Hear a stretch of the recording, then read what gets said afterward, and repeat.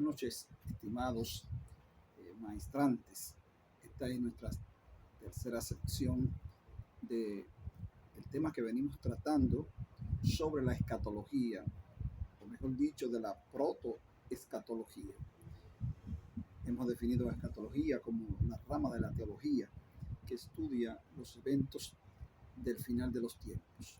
Esta puede dividirse, como ya dijimos, en escatología universal, los últimos días del cosmos, y la escatología individual o personal, que tiene que ver con la vida y la muerte y el destino de los seres humanos después de esta existencia material. En este caso, vamos a seguir en ese mismo orden. Esta vez vamos a analizar brevemente la escatología desde una perspectiva griega. En este caso, el mito de Platón. Es una de las características principales del pensamiento de Platón. Eso lo sabemos, gran filósofo griego, 5 siglos antes de Cristo, en torno al cual se va a tejer el resto de un sistema filosófico. Es la creencia de la inmortalidad del alma, que coincide bastante con los textos del Nuevo Testamento. El tema de la inmortalidad del alma. La Biblia hebrea es al menos aparentemente silenciosa respecto a la creencia en la inmortalidad del alma, y la escatología ya en el Nuevo Testamento es bastante explícita. No obstante, queremos referirnos a Isaías 38, que habla sobre la trascendencia del alma. Isaías 18, del verso 18 al 19, Ezequiel 31, 14, Job 14 del 10 al 14. Ahí vemos lo que la Biblia hebrea nos plantea, la cuestionante después de esta existencia. ¿Qué pasaría o qué pasa después de la muerte? Estos textos parecen afirmar tajantemente que en el Seol se acaba cualquier tipo de actividad humana y que no sigue habiendo vida después de la muerte. Esos textos judíos que acabamos de mencionar, prácticamente eso es lo que plantean, que la actividad humana no persiste, la vida, después de la muerte. Sin embargo, en el platonismo y en el judaísmo helenista no existe esta ambigüedad. Es necesario estudiar y analizar cómo se presenta esta doctrina de la inmortalidad del alma en un sistema religioso tan cercano e influyente al judaísmo tardío y al paleocristianismo al final de la República. Estamos hablando, ya les dije, 5 siglos antes de Cristo. Y estas posiciones llegaron a una región de lo que podríamos considerar misteriosa, donde habían 2 aberturas, así lo plantea Platón en su libro La República, y específicamente en el mito de él, que eso es lo que a nosotros nos ocupa en estos momentos. Dice que hay una región misteriosa donde habían 2 aberturas, a un lado de la otra en la tierra, y arriba frente a ella en el cielo otras 2, y que los jueces estaban sentados entre el uno de los ascendientes de Europa y el Acus. Esto es cuando la vida haya terminado. Sí, estos jueces juzgarán en el prado o en el escenario de la división del camino, donde están los 2 caminos que conducen, uno a la isla de los benditos y el otro a lo del Tártaro, o a los que van al inframundo, al lugar de tormento. Muy parecido a lo que veíamos en el zoroastrismo. Y plantea que a los que vienen del Asia probará Radamanto, y a los de Europa Eacus, y a mí nos le daré el privilegio de la decisión final. Esos son los 3 jueces que encontramos en la mitología en el palacio de Hades. Estos 3 jueces o Eacos, que son los que van a determinar el futuro final de los muertos. Esos tres jueces, que son los que van a determinar quién va al Tártaro o quién va a los lugares de paz y tranquilidad. Es obviamente que si los otros dos tienen alguna duda, para que el juicio sobre este viaje de la humanidad sea sumamente justo. Ese es el trabajo de esos tres jueces que hemos mencionado y que lo vamos a repetir en un momento. En la República, en el diálogo con Fedón, así se dice que después de la muerte, el genio tutelar de cada persona, por quien le había sido asignado en la vida, lo conduce a un lugar donde se juntan los muertos. Luego son juzgados y parte al otro mundo. Así es la naturaleza, plantea Platón, de estas cosas. Ahora cuando los muertos han llegado al lugar donde cada uno es conducido por su genio. Es lo mismo que se planteaba, reitero, guardando la distancia en el zoroastrismo. Dice que en esta parte que primero son juzgados y sentenciados, y según hayan vivido bien y piadosamente o no, y los que no han vivido bien ni mal van a Queronte, embarcados en los barcos que se le han provisto, llegan a ellos al lago y allí habitan y son purificados, y si han hecho algo malo son absueltos, pagando la pena por sus malas acciones. Esto podría podría ayudarnos a entender la posición del purgatorio que la Iglesia Católica por muchos años ha mantenido, ¿no? Ese perdón después de la muerte, ese proceso de purificación.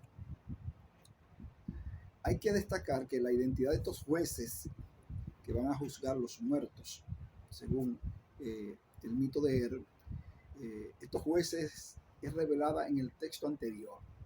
Estos jueces, según Platón, son eacos, como ya dijimos, son jueces que están en el patio de Hades y Persófon para entrar en contacto con los fallecidos.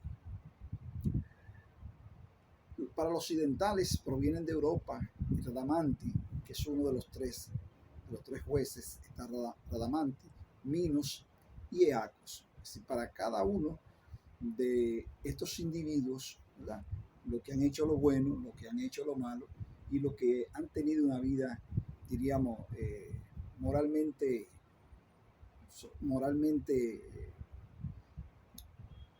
no tan mala, ¿no?, que han vivido una vida moderada. Entonces esos tienen un destino. Ramadantis para los orientales que provienen del Asia.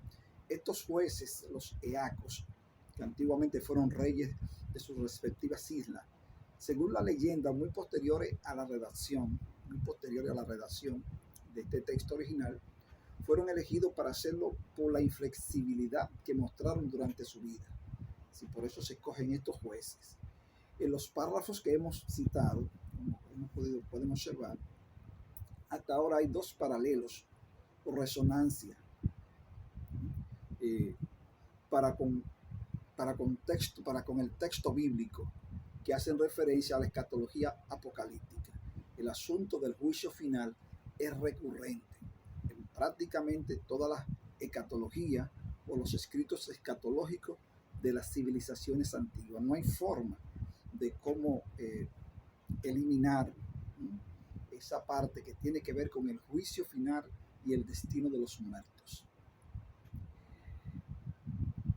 En el eaco, o entre los jueces que juzgan a los muertos, están 24 figuras. Mire qué tan cercano está a lo que plantea el Apocalipsis de los ancianos juzgando, ¿no?, tanto a los muertos grandes y a los muertos pequeños. Estas 24 figuras pueden representar, según una interpretación, común a los 12 apóstoles, que por ahí va el asunto. Podría ser una comparación, ¿no?, que estos 24 ancianos que juzgan en el inframundo son comparados con los 12 patriarcas y con los 12 apóstoles de Israel. Lo esencial reside aquí, Sí, en esa posición se encuentran 24 jueces y el cristianismo plantea también los 24 jueces. Les reitero, los 12 patriarcas y los 12 discípulos, ¿no? La esencial reside en el hecho de que, al igual que Eaco y Radamati, los 24 ancianos también fueron figuras justas y respetadas, de que se concibe. Recuerden que Platón está escribiendo esto para resaltar la justicia, ¿no? Y qué coincidencia, ¿no?, tenemos, ¿verdad?, de que esos 24 ancianos fueron personas, vamos a decirlo así, que se destacaron, pero específicamente los 12 apóstoles. Fueron figuras justas y respetadas en sus vidas y tendrán una participación clave, dice Platón, una participación clave durante el juicio. También es mencionada este pasaje, que podríamos hacer una extrapolación con lo que menciona San Pablo en 1 de Corintios capítulo 6, verso 9. Ahí vemos a Pablo también citando algo parecido de lo que encontramos en la formación de los eacos que habla Platón en el mito de Eros. La creencia según la cual las personas que han llevado una vida santa y justa juzgarán al mundo siguiendo como lo plantea en este caso el mito de Eros. Recuerde que estamos respetando obviamente las Sagradas Escrituras, pero estamos poniendo en contexto esta literatura, ¿no?, que si bien es cierto nos ayuda a entender, ¿sí?, la Biblia termina completando, ¿no?, y perfeccionando todo el escenario. La primera resonancia que a cualquier cristiano se le puede ocurrir al leer este pasaje del mito de él es la de Lucas capítulo 16 del 19 al 31, o sea, la parábola del hombre rico y de Lázaro. Ya conocemos cómo Lázaro fue al seno de Abraham y cómo el rico pues fue a un lugar de tormento, ¿no?, y donde era azotado, y donde por otra parte Lázaro en el seno de Abraham era consolado. El mito de él, se le pide ser el mensajero de la humanidad para retarle todo lo sucedido. Cuando vemos lo que explica cómo él, un soldado, después de haber fallecido, pues resucita y se le pide que explique todo lo que él vio. Una experiencia, ¿no? Una experiencia post-mortem, ¿no? Entonces a él se le pide en el mito que se convierta en el mensajero de la humanidad, así como pidió el rico, pidió que se le diera una oportunidad para salir de ese lugar de tormento y predicarle también a sus hermanos y a todo el mundo.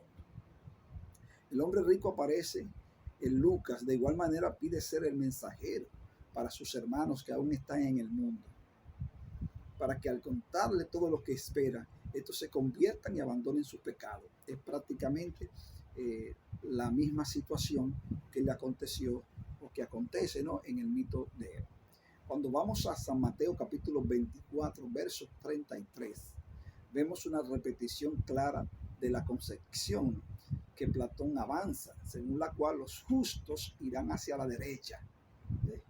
Eso lo vemos en el mito de él, que los justos se irán hacia la derecha, donde se encuentra la felicidad eterna, y los injustos hacia la izquierda, donde se encuentra el tormento eterno.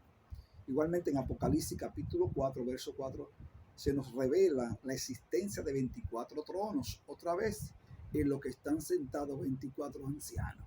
Sí, muy parecido, ¿no?, lo que Platón escribe en el mito de él con lo que encontramos en los evangelios. Y cuando él mismo se acercó, le dijeron, debía ser mensajero, diciéndole ya cuando él, el soldado, resucita, ¿no?, vuelve a la vida, debía ser mensajero de la humanidad para contarles de esos otros mundos y de encargarlo y de comisionarlo que escucharan y observaran todo en el lugar. Entonces dijo que aquí vio por cada abertura del cielo, esa es la visión que tiene Eros, y de la tierra, las almas que partían después de haber tenido el juicio dictado sobre ellas. Mientras que por otra parte, una abertura subieron del agujero en la tierra almas llenas de miserias, polvo, y del segundo descendió del cielo una segunda procesión de almas limpias y puras. Sí, eso es lo que él está viendo. Un grupo que sale sucio, condenado, y otro que va una procesión de personas o de almas puras que se van dando, ¿verdad? Y que él ve que están avanzando en el cielo. Es importante que veamos las imágenes de las almas puras y de las almas sucias, que van cada una hacia su condena. Él ve cómo van subiendo por el cielo esas dos procesiones, las almas sucias y las almas puras.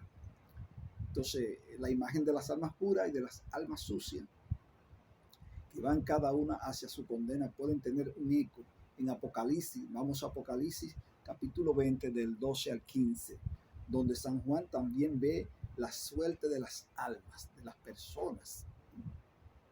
Una vez se le ha juzgado, cuando cada una va hacia el sitio que se le ha acarreado su sentencia. Y afirma, y los que vinieron de la tierra preguntaron a los otros sobre las condiciones de allí arriba, y los del cielo preguntaron cómo le iba con eso. Otros, y se contaban, según el mito de él, sus historias uno al otro, al que se lamentaban y lloraban al recordar cuántas y cuán espantosas cosas habían sufrido y visto en su viaje hacia la tierra, que duró 1000 años. Ahí vemos el elemento del milenio también. Mientras los del cielo relataban con una delicia y versiones de una belleza indescriptible. Sí, aquí en el mito se está narrando lo que la gente sufre en el lugar de tormento y lo que la gente está viviendo en la presencia de Dios o en el cielo o en un lugar deleitoso donde hay visiones de belleza indescriptible. Si bien esto no es algo que resuene por igual con todas las tradiciones cristianas, tienen especial eco con la escatología específica de la Iglesia Ortodoxa. Según la Iglesia Ortodoxa, esta escatología específica, el alma después de la muerte es llevada por los ángeles en los primeros 3 días a ver el mundo y los lugares donde el alma practicó la virtud y pecó. Y los 37 días siguientes, la felicidad de los santos, sus ojos y las penas, los santos con Dios, esa experiencia de los santos con Dios y las penas del infierno que sufren los pecadores antes de ser el alma juzgada como en un periodo de 40 días. Es aquí donde intervienen las oraciones por los muertos, que ya hemos visto, tanto en la Iglesia Ortodoxa, también en la Iglesia Católica. El asunto es que después que muere una persona entra en un proceso de juicio, de espera, o si se quiere, de tormento, o tal vez un proceso de purificación. Es aquí donde intervienen las oraciones por los muertos y su salvación, pues la escatología ortodoxa no cree que existe una decisión final en cuanto a la situación eterna del alma en estos momentos, sino que la decisión definitiva será tomada en el juicio final. Qué interesante. Para la Iglesia Ortodoxa será tomada para el día del juicio final. Hasta entonces, Dios puede apiadarse en ese proceso, apiadarse gracias al fervor y a las oraciones de los vivos, de los que han muerto en pecados veniales, no mortales, y puede cambiar la suerte del difunto. Es una posición que la Iglesia Ortodoxa la mantiene y también la Iglesia Católica. Platón en su obra La República, en el mito de él, nos ofrece aquí un compendio de castigos que padecerán los que en esta vida han obrado con maldad.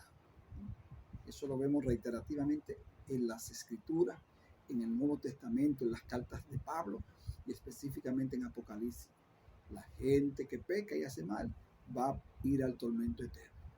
Es importante resaltar que menciona a los que han sido la causa de muchas muertes o han traicionado ciudades y ejércitos y han practicado la esclavitud. Él considera que estos actos son inmorales, algo propio, ¿verdad?, de la moralidad bíblica. También aquí podemos apreciar que los motivos de condena de la escatología apocalíptica de Platón será también los motivos de condena de la escatología cristiana, tal como no es presentado.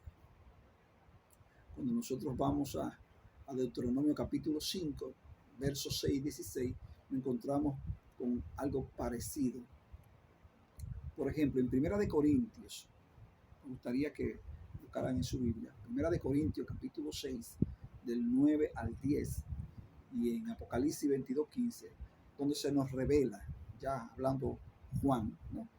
Se nos revela que los injustos y los que han practicado semejantes pecados y maldades no se han convertido de ellos, no tienen cabida en el reino de Dios.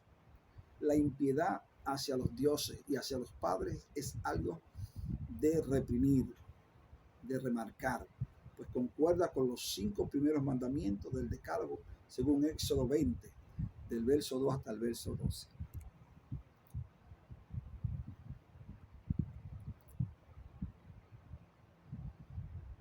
Aquí podemos apreciar, como le dije anteriormente, los motivos de la condena. Sería bueno que vayamos a Apocalipsis capítulo 22, verso 15.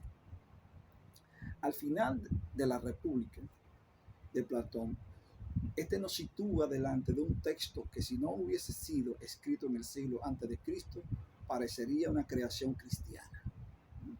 Aquí podemos observar que el final de este escrito apocalíptico, en el mito de él, tiene resonancias en nuestra obra apocalíptica por excelencia, el libro del Apocalipsis, mientras que Platón nos dice que el que cree en este testimonio se salvará. ¿Sí? Que dice Apocalipsis, el que cree en esta palabra es un bienaventurado. Entonces, al final, Platón plantea que el que cree en este libro de Apocalipsis o en estos planteamientos, en su libro, La República, dice que también se salvará. Apocalipsis 22, verso 7, llama Huacapu a los que guardan las palabras de este libro, puesto que igualmente se salvarán por ellas. Platón nos habla de cruzar el río Leteo que baña el Hades y de mantener el alma sin mancha del mundo, mientras que Apocalipsis 21, verso 2, nos habla del río que emana del trono de Dios y del Cordero. Así, prácticamente, señores, es una descripción, ¿sí?, 5 siglos antes de que el Apocalipsis fuera escrito. Recuerden que es el Señor que le dice a Juan que escriba. Tal vez ellos vieron eso de manera difusa, pero esta vez Juan lo está describiendo con algunos detalles más, pero la esencia del mensaje prácticamente es la misma. Aunque aquello tenga que ver con la habilidad de los hombres justos, los favores de la justicia, también la Biblia habla de que los hombres justos van a recibir también algún beneficio. Así como Platón habla de cruzar el río Leteo que baña el Hades y de mantener el alma sin mancha del mundo, mientras que en Apocalipsis 22, 21, 1, 2 nos habla del río que emana del trono de Dios y del Cordero. El concepto de juicio, que ya lo hemos visto en la civilización persa, en el zoroastrismo, y ahora lo tenemos en la República de Platón, ¿no? Ese concepto de juicio que tendrá lugar en base a la conducta moral llevada a cabo en esta vida es el mismo. Platón menciona que si se persigue la justicia, siempre seremos queridos por los hombres y por los dioses, tanto en la vida terrenal como cuando se reciba la recompensa, mientras que en Apocalipsis 21, 27, 22 y 15 y en muchos otros versículos se nos presenta la misma idea de que los moralmente reprobables serán recompensados. Una coincidencia, hermano, tremenda, ¿no? Una extrapolación perfecta. Lo dicho por Platón y ya lo escrito por Juan, ¿no? Ya con la anuencia del Señor que es quien le da la orden a Juan para que escriba. ¿No? Escribe esto, ¿no? De manera que esos conocimientos, hermanos, como dijimos al principio, nos van alumbrando el camino a nosotros para saber lo que tenemos y lo que estamos creyendo.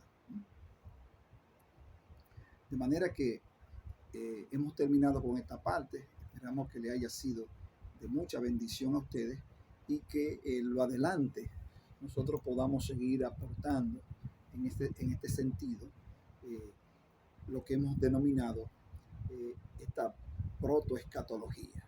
De manera que muchas gracias, Dios les bendiga y nos vemos en otra entrega, nos vemos en otra sesión de clase.